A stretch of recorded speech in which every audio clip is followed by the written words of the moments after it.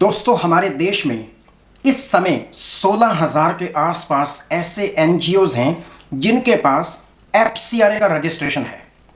तो यदि आपके एनजीओ के पास भी एफसीआरए का रजिस्ट्रेशन है या आप एफसीआरए का रजिस्ट्रेशन अप्लाई करने वाले हैं या आपका रिन्यूअल ड्यू हो चुका है, अब आपको रिन्यूअल के लिए जाना है, तो आज का ये वीडियो बहुत इंपॉर्टेंट है आपके लिए। तो नमस्कार दोस्तों, मैं हूं सुरेश वाधवा और आज के इस वीडियो में हम समझेंगे 22 जून 2026 को यानी कि इसी हफ्ते foreign contribution regulation amendment rules 2026 ministry of home affairs ने नोटिफाई कर दिए हैं। इसका आपके एनजीओ पर क्या असर पड़ने वाला है?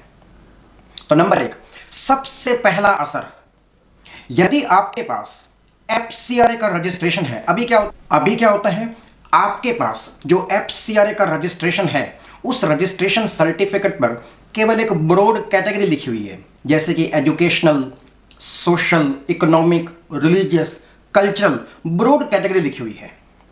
अब पहली बार एफसीआरए कानून के इतिहास में पहली बार गवर्नमेंट ने सबसे पहले परिभाषित किया है, नोटिफाई किया है कि सोशल का क्या मतलब है, कल्चरल का क्या मतलब है, रिलीजियस एक्टिविटीज का क्या मतलब है। तो सरकार ने एक लिस्ट जारी की है जिससे हम कहेंगे स्पेसिफाइड नोटिफाइड एक्टिविटीज। अब एग्जांपल के लिए, यदि आप एफसीआरए का रजिस्ट्रेशन अप्लाई करना चाहते हैं तो आपको कैटेगरी टिक करनी होगी कि नंबर 1, मैं सोशल पर्पस के लिए एफसीआरए का रजिस्ट्रेशन अप्लाई कर रहा हूं। अब सोशल पर्पस में आपके पास 20-25 एक्टिविटीज आपको दिखाई देंगी, तो उन एक्टिविटीज को आपको टिक करना होगा कि सोशल में भी कौन सी एक्टिविटीज आप कैरी करेंगे यदि आपको एफसीआरए का रजिस्ट्रेशन दे दिया जाएगा। तो एक बहुत ही हिस्टोरिकल चेंज है इस लॉ में। तो नंबर 1, हम वापस अपने सब्जेक्ट करते हैं। सब्जेक्ट क्या है? आपके पास एफसीआरए का रजिस्ट्रेशन है जिसके ऊपर फिलहाल एक ब्रॉड कैटेगरी लिखी हुई है, सोशल, इकोनॉमिक, कल्चरल वगैरह।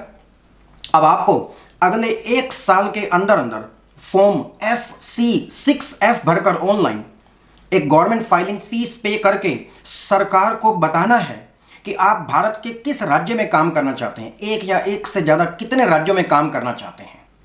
यानी कि अब आपका एफसीआरए रजिस्ट्रेशन जस्ट एक सिंपल जर्नल एफसीआरए रजिस्ट्रेशन नहीं रहा।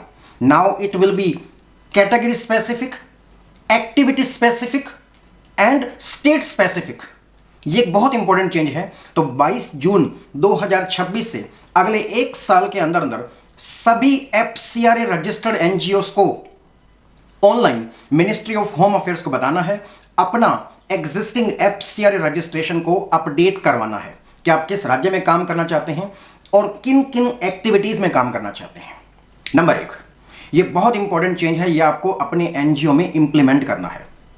दूसरा पॉइंट क्या है? Schedule of approved activities. ये पॉइंट इतना इंपॉर्टेंट है, इसको नए सिरे से दोबारा डिस्कस करते हैं। अभी क्या है, एफसीआरए कानून के तहत 5 ब्रॉड कैटेगरीज में आपको रजिस्ट्रेशन दिया जाता है, कल्चरल, इकोनॉमिक, रिलीजियस, सोशल। तो अभी तक क्या है कि इन ऑब्जेक्ट्स को, इन पर्पसेस को, इन कैटेगरीज को आज तक डिफाइन ही नहीं किया गया था। कल्चरल एक्टिविटीज का क्या मतलब है, इसमें क्या क्या शामिल किया जा सकता है। तो आज के बाद कल्चरल एक्टिविटीज में 20-25 एक्टिविटीज को डिफाइन कर दिया गया है कि यदि आपको एफसीआरए रजिस्ट्रेशन के लिए अप्लाई करना है तो अप्लाई करने से पहले आपको बताना होगा कि कल्चरल एक्टिविटी, यदि कल्चरल कैटेगरी में आपको एफसीआरए का रजिस्ट्रेशन चाहिए और यदि आपको ग्रांट कर दिया जाए तो आप पहले से डिफाइन की गई इन 20-25 एक्टिविटीज में कौन सी एक्टिविटी करना चाहते हैं। And same goes with remaining 4 categories of FCRA registration.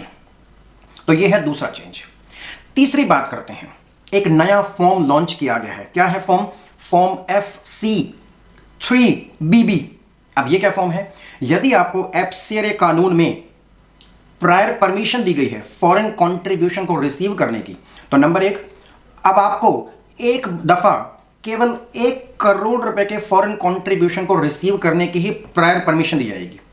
पहले 1 करोड़ रुपए मंगवाइए, उसका कम से कम 75% खर्च कीजिए, उसका utilisation ministry of home affairs FCRA wing को साबित कीजिए, तब आपको, जब आपने पिछला 1 करोड़ रुपए में से, पिछले 1 करोड़ रुपए में से यदि आपने 75% खर्च कर दिया है उन एक्टिविटीज पर जिन एक्टिविटीज के लिए फॉरेन फंड्स आपको मिले थे, अब आपको दूसरी इंस्टॉलमेंट या अगली इंस्टॉलमेंट रिसीव करने के लिए फॉर्म FC 3BB पर अप्लाई करना पड़ेगा। तब आपको दूसरी ग्रांट की the second tranche of prior permission आपको रिलीज करने का आपको परमिशन दिया जाएगा। तो ये है फॉर्म 3BB। तो इस तरह से 22 जून 2000 और भी बहुत मिसलेनियस चेंजेस हैं, they are academic in nature, वो आपके प्रोफेशनल के लिए हैं, लेकिन आपके लिए जो ये 3 चेंजेस हैं वो बहुत इंपॉर्टेंट हैं। इन चेंजेस को आपको अपनी गवर्निंग बॉडी में डिस्कस करना है।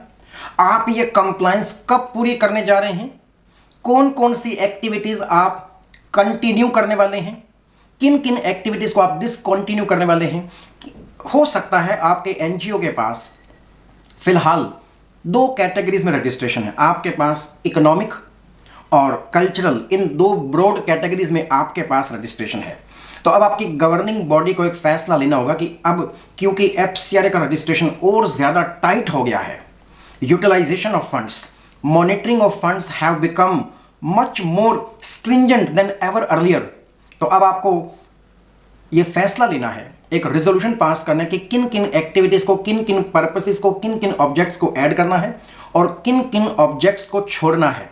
तो फॉर्म FC 6F के तहत आप किसी पर्पस को अपने एग्जिस्टिंग FCRA के रजिस्ट्रेशन से डिलीट भी करवा सकते हैं, किसी नए पर्पस को ऐड भी करवा सकते हैं, और पर्पस के साथ आपको स्पेसिफिक नोटिफाइड एक्टिविटीज भी आपको फिल करनी होंगी।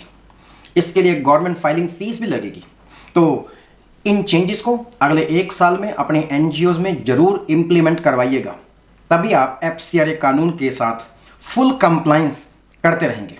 और यदि भविष्य में आप FCRA का रजिस्ट्रेशन रिन्यू करवाने के लिए जा रहे हैं या पहली बार FCRA का रजिस्ट्रेशन अप्लाई करने जा रहे हैं, तो अब आपको ध्यान रखना है कि एक्टिविटीज पहले से ही डिफाइंड हैं। A thorough understanding of these 5 broad categories and the list of activities already falling therein, ये आपको बहुत इंपॉर्टेंट इसकी समझ होनी चाहिए। तो इसके अलावा किसी और जानकारी के लिए मुझे आप जरूर लिखेंगे और हम जुड़े रहेंगे अगले वीडियो के लिए। Thank you so much. Thank you.